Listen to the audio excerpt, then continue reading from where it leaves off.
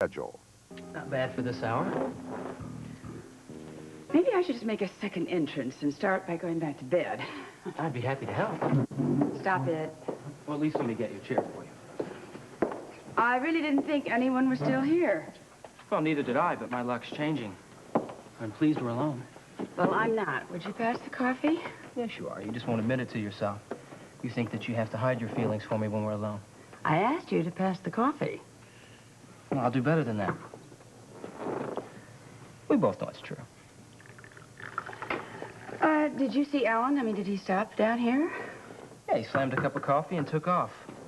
Funny you two aren't together mornings. I asked you to stop it. Did you and he have a nice chat? No, he was in too much of a hurry.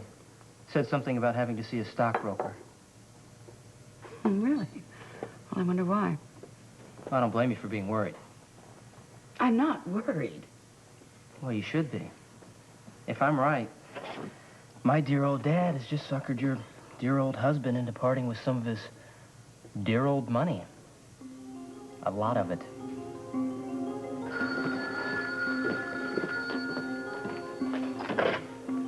Lady Ashton. Mrs. Darius, don't talk. Just listen. You're to wear the emerald today. Yes, but... Today, the emerald. Wear it.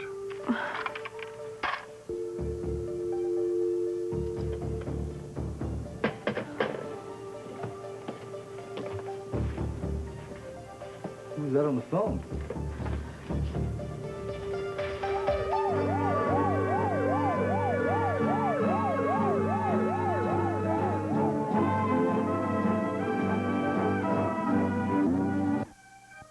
Who on earth has the audacity to call this ungodly hour? It was the hospital. The hospital? What on earth for? They were calling to confirm my appointment with Dr. Hardy. Oh.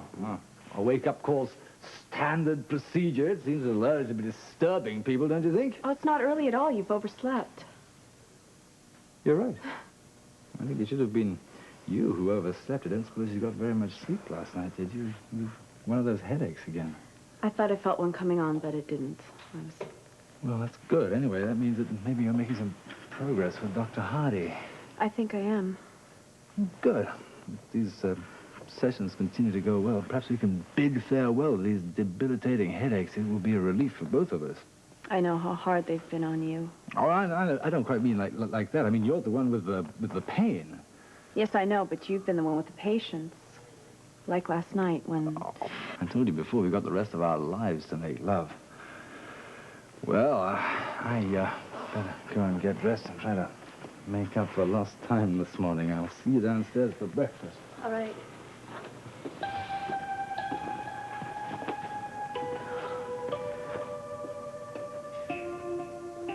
Wear the emerald today.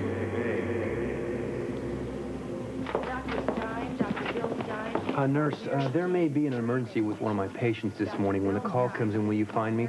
Also, I'm expecting Lady Ashton. She has an appointment with me this morning, and when she gets here, will you page me, please? Certainly. Thank you. Hello, Lucy. Well, hi, Tom. How are you? Good. Have a nice day. I intend to. General Hospital, second floor. Mrs. Hart speaking. Good morning, Mrs. Barrington. Yeah, she's right here.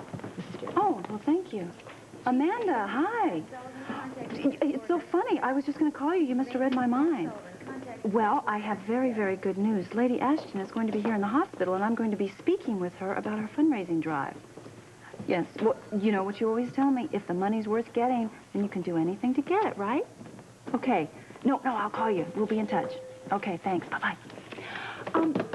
Sandy, I need to talk to Dr. Hardy. So, I know he's really busy now. I don't want to bother him, but could you check and see what his next appointment to my time is? humble eyes behold, Mrs. Jones. Oh, I'm sorry, but I don't have today's schedule here. Oh, I have no schedule at all today. how come, Mr. Baldwin? Were you fired? No, my brilliance has cut the crime rate right in two, so they can afford to give me a day off. When you decided to come spend it with us here at the hospital, that's kind of pathetic. I was hoping that maybe you'd have lunch with me. Why? Why? Why not? Why can't a gentleman ask a lady for lunch? Well, he certainly can, but you are no gentleman, and you've accused me of not being a lady. And Scott, you've never bought a free meal without wanting something in return. So what is it? What do you want? For starters, accept my invitation for what it is. A humble plea of a lonely guy.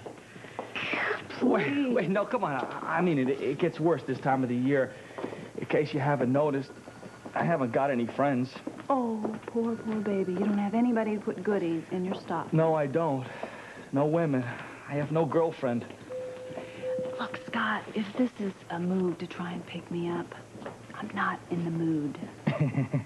And what is so funny? Got it. You know, if you were as honest with everybody else as you are with me, you would get yourself in half the trouble you get yourself into.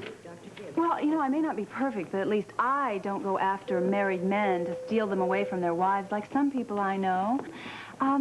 Scott, I will let you know about that lunch, okay? Okay. Bobby, I was just gonna come looking for you. How unfortunate I showed up when I did. Boy, oh boy, is everybody in a bad mood today. Of course, I can understand why you would be.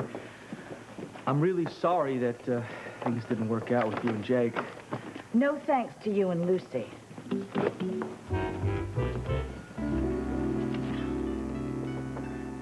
Can I get you anything, Grandmother? Oh, just seeing your smiling face is enough to make my day. Aren't I right, Monica? Oh, yes, definitely. But there's no smile on your face. Are you worried about something, dear? Well, no, actually, just, I'm curious, really. Tell me something. Did Edward sleep in this morning? Oh, heavens no. He was up at the crack of dawn. He left the house hours ago. Isn't that interesting? I was curious about it myself.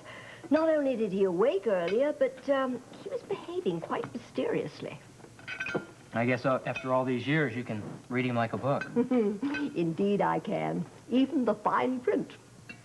You're the same way with Uncle Alan, I suppose. Look, Lana, I have to get to the hospital, but Alan has been acting strangely, too. I think you'd do yourself a favor if you could find out what Alan and Edward are up to. Or getting themselves into. My dear, I intend to do just that.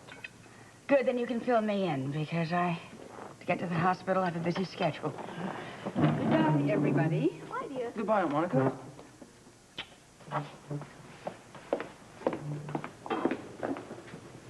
More coffee, Grandmother? No, thank you, dear. The doctor says 1 cup is the limit. Ned, dear, aren't you going to work today? I don't have to be there for about an hour.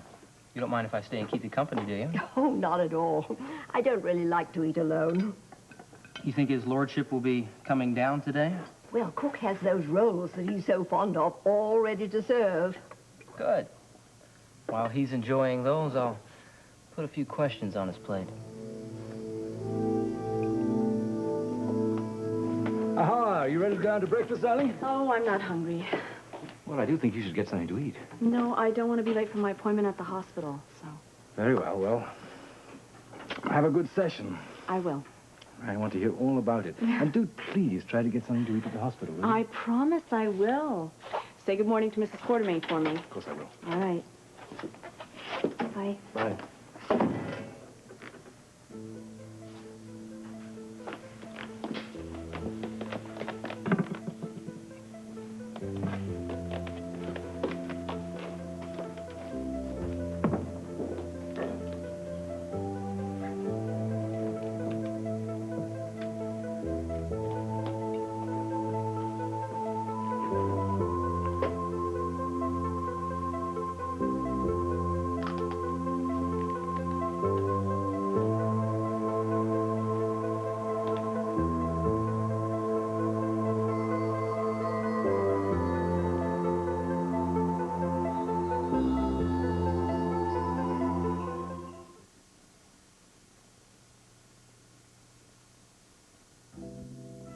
Are you free?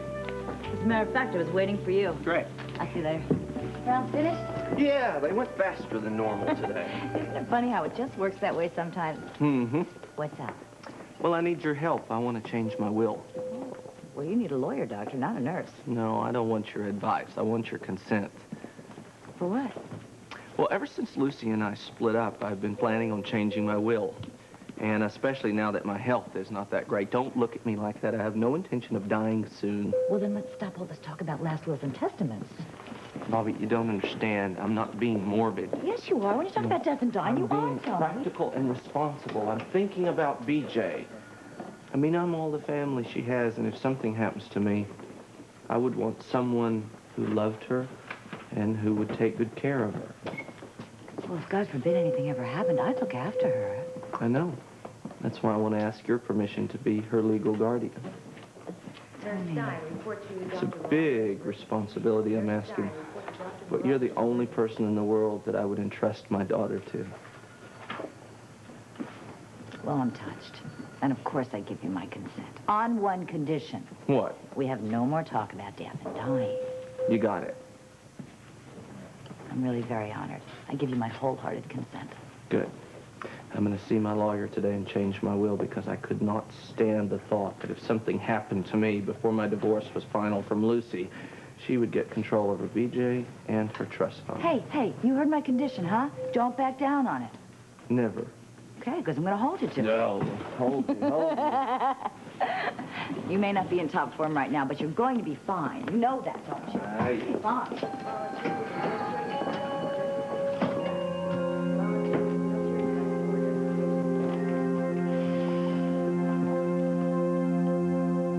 Oh, good morning, Lila. I'm sorry I'm late. I hope I haven't missed breakfast. Oh, there's no time limit here, Lawrence. Breakfast is still being served. Unfortunately, not with you. I'm sorry, too. But Ned is waiting for you. I think he's anxious to talk to you. Oh, thank you very much. I was just about to give up on you. Oh, never do that, my boy. Well, this is a pleasant surprise. Your grandmother said you were waiting for me. Yes. Good morning. It is indeed. Coffee, Father? Yes, please. So I understand you want to talk. Right again. Well, that's another pleasant surprise. And the first, to the best of my recollection, this is the first time you've ever volunteered to chat. Well, what I have in mind isn't exactly what I'd call a father and son chat. Oh, I thought as much. I want something else. Well, I appreciate your candor. So if it's not fatherly advice, it must be money. I want answers. Well, I'd be happy to oblige, but the prerequisite to answers is questions, and I have no idea what they might be, not even the general subject matter. I'm referring to your little hobby and your intentions to expand on it. Financially, not culturally. I didn't know that you were aware of that. I'm aware of a lot more than you know, Father. Not eavesdropping, I hope. Oh. Grandfather told me all about it. At least all that he knew. Well, I'd be very interested to hear what he told you. Well, not much, or we wouldn't be having this conversation. All I know is that both he and Uncle Alan left the house this morning to see their stockbrokers. Gearing up to invest in your project. Or should I say, to dump their money down the sewer. As a matter of fact, it is they who have done their best to try to convince me to let them in. I don't know why the devil I'm bothering to explain any of this to you, and I wanted to discuss my hobby, as you call it. You refused to listen, as you do, incidentally, with all other matters which are of interest to me. And since you show no interest in or take any responsibility for any family matters, I don't see that you're entitled to any questions, let alone any answers. Oh, that's typical of you, isn't it? Turn your back and walk away. I'm warning you. I care about the people in this house. They're my family. For once in my life, I know what it's like to have a family. Don't screw that up for me. This just came from your father. His lordship's in the dining room.